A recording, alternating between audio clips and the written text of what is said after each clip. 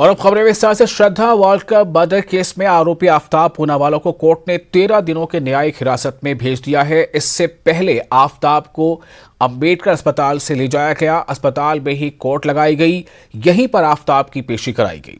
दरअसल दिल्ली पुलिस की टीम आफताब को नार्को टेस्ट से पहले की प्रक्रिया के लिए अंबेडकर अस्पताल लेकर गई थी।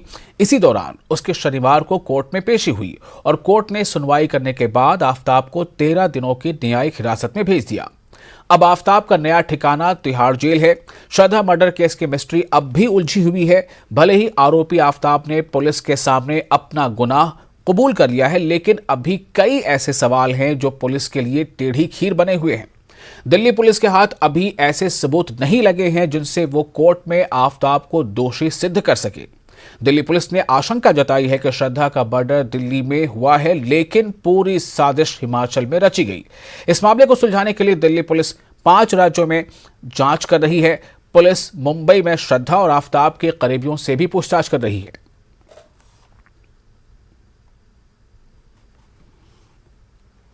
और अगली खबर, तिहाड़ जेल में बंद दिल्ली सरकार के और आम आदमी पार्टी के नेता सत्येंद्र जैन की एक याचिका शनिवार को दिल्ली की एक कोर्ट ने खारिज कर दी है। मनी लॉन्ड्रिंग के मामले में तिहाड़ जेल में बंद सत्येंद्र जैन ने उन्हें मेवे और फल उपलब्ध कराने के लिए याचिका दायर की थी, लेकिन राव जवेरी कोर्ट ने सत्येंद्र जैन के धार्मिक आस्था के आधार पर जेल में भोजन मुहैया कराए जाने के अनुरोध वाली अर्जी को खारिज कर दिया है। सत्येंद्र जैन ने कोर्ट में मांग की थी कि वो उपवास करते हैं, इसलिए जेल का खाना इसके लिए उपयुक्त नहीं है। उन्हें उपवास के लिए उपयुक्त फल और मेवे खाने की अनुमति दी जाए, लेकिन कोर्ट ने जैन की दलील नहीं मानी।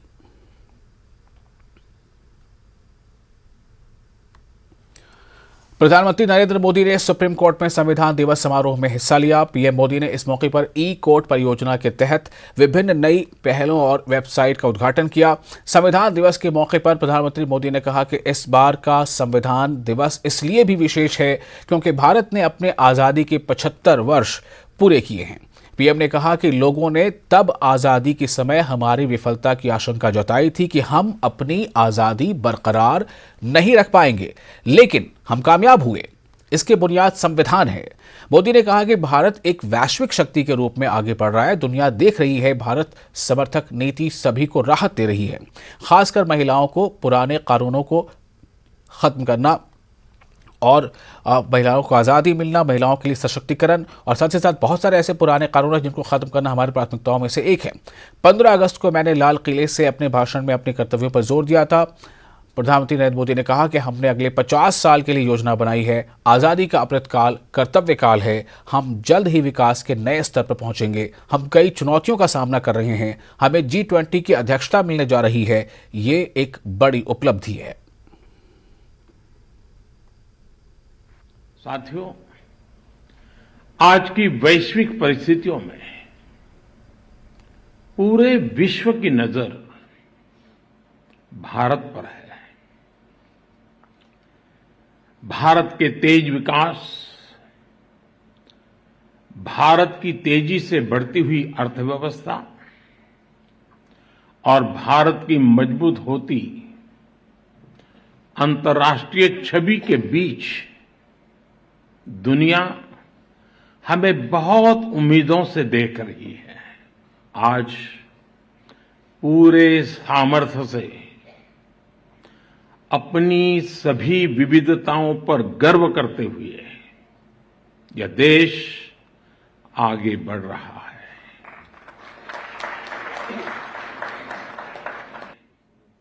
भारत हर चुनौती को पार करते हुए आगे बढ़ रहा है।